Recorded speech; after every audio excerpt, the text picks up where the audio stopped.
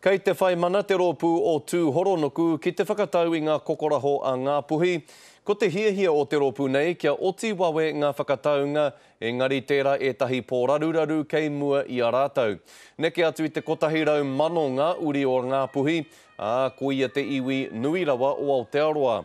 He mea whakatū te rōpū o tū horonuku e te runanga a iwi o ngā puhi hei whiriwhiri i ngā kokoraho a te iwi ki te karauna. Engari kāre etahi o ngā hapū e whakai atu ana ki a rātou. I mea mātou i ki te ngā iwi o tū horonuku taihoa.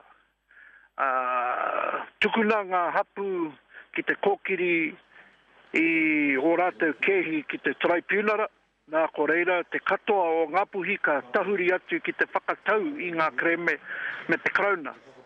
Nā reira, kaua e haere poka noa, me āta tirohia te hohonutanga me te whānuitanga o ngā kreme o ngā puhi i roto i te tribunara.